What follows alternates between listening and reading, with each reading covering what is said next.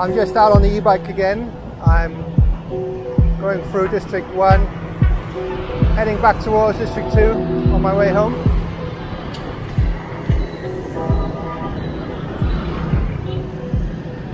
So, many years ago, when I lived in the UK, I had a great job. I worked from home a lot of the time. I used to travel around the country visiting weird and wonderful sites, and I enjoyed it. But it wasn't enough. It was a little boring, and I felt slightly unfulfilled.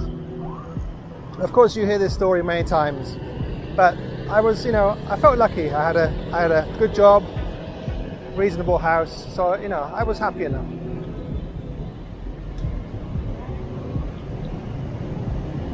Unfortunately, I used to drive a lot in the UK, and over the course of about 2 years I was involved in 3 vehicle accidents where I was hit from behind on 3 separate occasions. Once by like a minibus type vehicle, and twice by another time by a drunk driver, and another time by somebody who said their brakes had failed, but that was later proved to be not the case.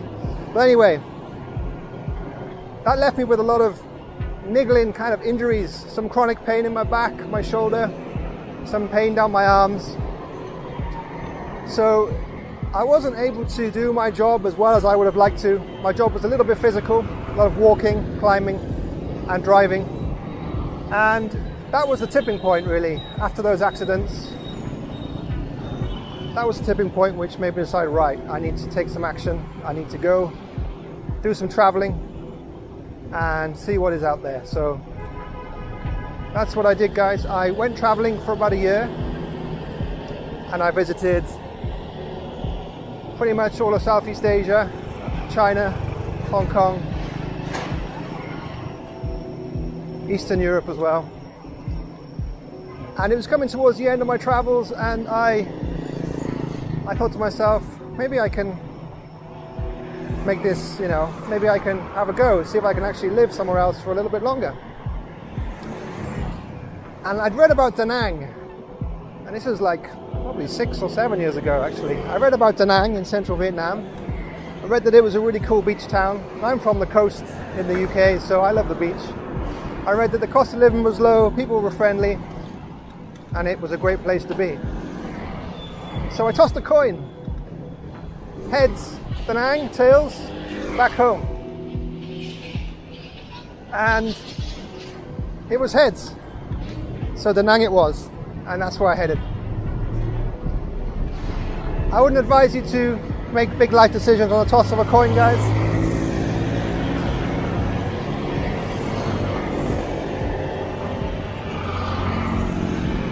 But sometimes you gotta take a chance, you gotta take a risk in life. So I lived in Da Nang for a while, and I really enjoyed it. I enjoyed not having to pay all the ridiculous bills that you have to pay in the UK. Things like council tax, ridiculous utility rates.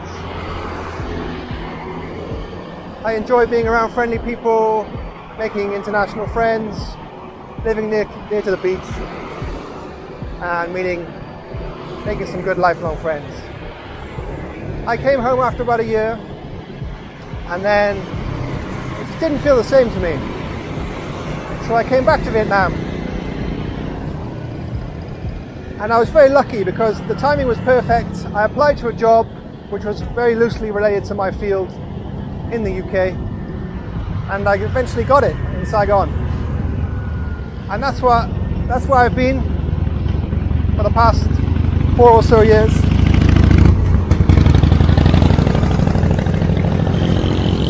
And time flies. Time flies, especially when you're abroad. I don't know what it is, but it seems like everything goes much more quickly when you're living abroad. So why did I decide to stay in Vietnam? Well, job is the main one. A job with a good work-life balance, a reasonable salary, working with professional people, and actually doing something good in society. I was lucky enough to get a job where I could tick all those boxes. So in my mind, that's worth hanging on to. And that was one of the main reasons. The other reason was relationships. I've got some great Vietnamese friends. I've had some great girlfriends. And I feel that aspect of life, the social aspect, is really nice here. You can be on your own as much as you like, or you can hang out and meet as many people as you like. Not just Vietnamese people, but also foreigners from all over the world. Cost of living, I like the fact that money goes a lot further here. Although that's changing very rapidly with inflation. Things are going up 30% a year, I'd say, at the moment. I've noticed generally across the board price increases 20 to 30% this year, which is incredible and a little bit worrying, especially for local people who only, typically earn $200, $300, $400 a month in a lower paid job. Their wages are not reflecting the increase in cost of living, so it's concerning for them.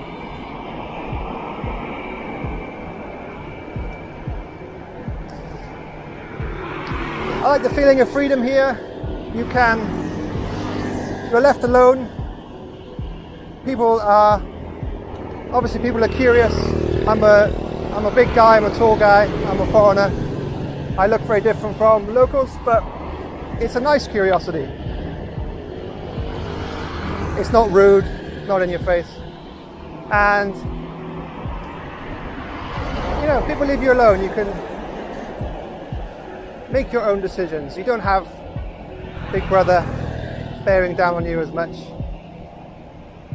as you perhaps would in other countries. Even though from the outside looking in, you would think that would be the case because of the political situation in Vietnam. But when you live here, you don't feel like that. You do feel a lot freer. It's very interesting.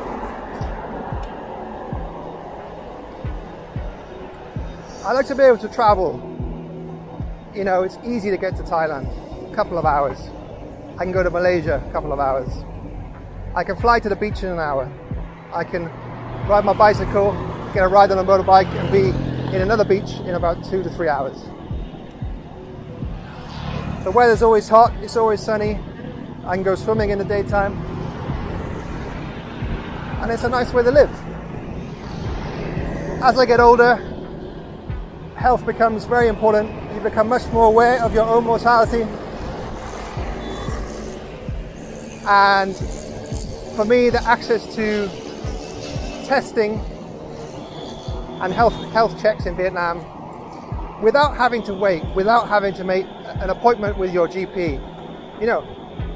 Back in the UK, you have to wait, you have to call up your local surgery. You have to wait on the phone for like 30, 40 minutes. You may or may not get through. You try to make an appointment, nothing available for the next 2 weeks. That to me is ridiculous. I've lived in Vietnam for years, and if I wanted to, even now, this very second, I could just ride 5 minutes back into District 1. I could walk into any hospital. Yes, it would be packed. It wouldn't be,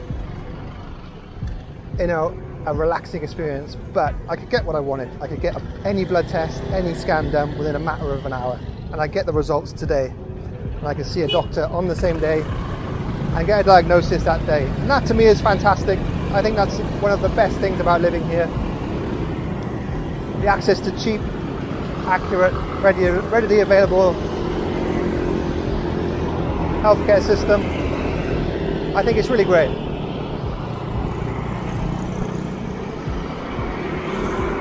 In some of my future videos, guys, I will be doing vlogs from hospitals. I will be doing blood tests and checkups, and you can see what it's like to go into a Vietnamese hospital, what it's like to go into an international hospital, and how easy it is to get tests done and check your general health. I'll be sharing those in the coming weeks and months.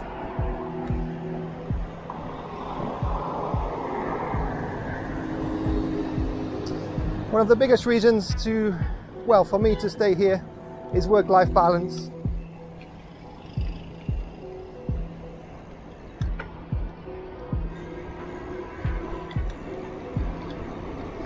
I was very lucky to find a job where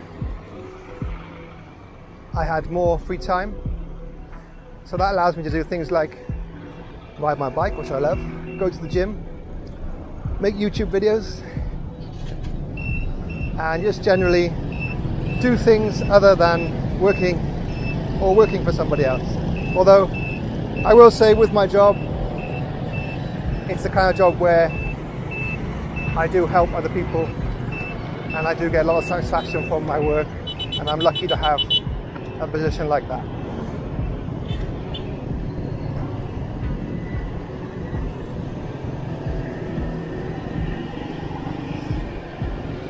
Why else did I decide to stay in Vietnam? The food. I love being able to go to a market anytime, any day of the week, and buy fresh fruit, fresh vegetables, meat, fish. I don't have to get in my car, drive to my local Tesco's, spend a lot of money on packaged stuff. I can head to the market on my bike, and just grab what I need, fresh every day. I really love that.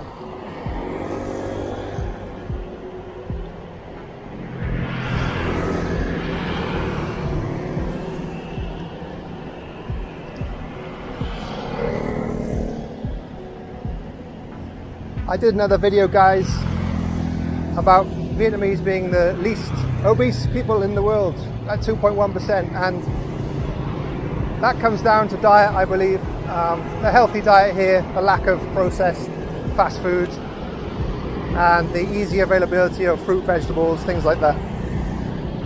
It's a really big thing, and I love that.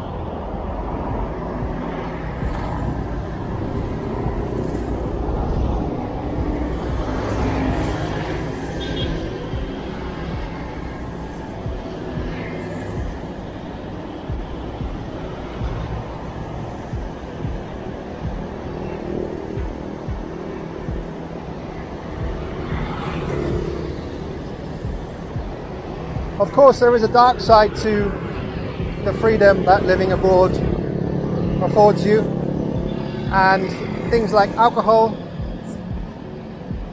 can be a problem for some people. You do see it quite often, especially with expats. No one's going to call you on drinking too much.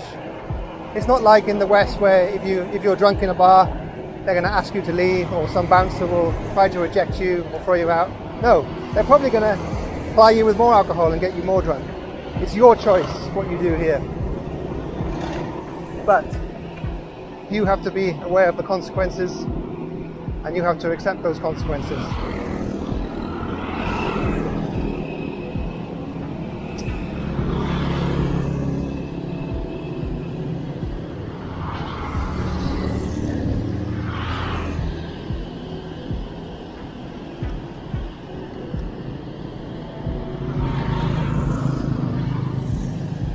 Even though, as I mentioned, cost of living is flying up, you can still live relatively cheap in regards to accommodation. So I can get a modern condo or apartment.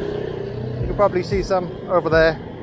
These ones are probably about $600 to $700. But you can get something between $400 and $500, which will also have a nice swimming pool, have a gym,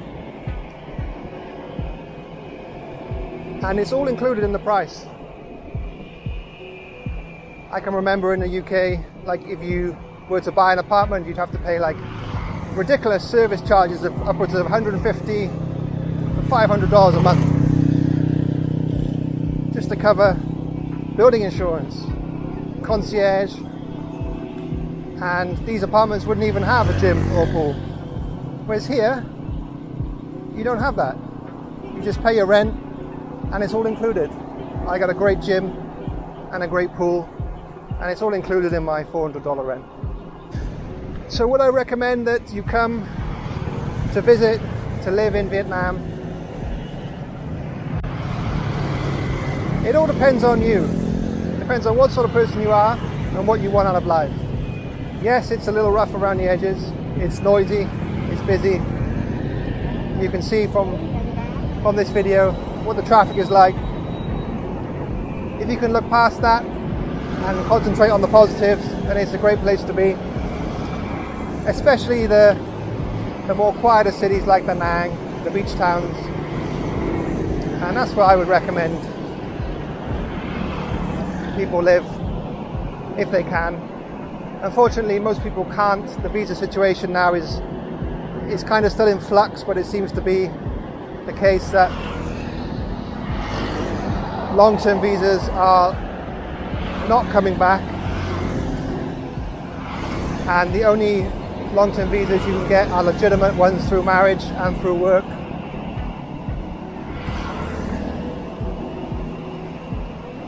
So unfortunately for some people, especially the digital nomad crowd, coming to Vietnam on perpetual 3-month visas is not happening at the moment. But thanks for watching, thanks for listening guys, I really appreciate it. I hope this video has shed some light on Vietnam and given you some good information. Please like the video, subscribe to the channel, share the content, it all helps me to produce more videos.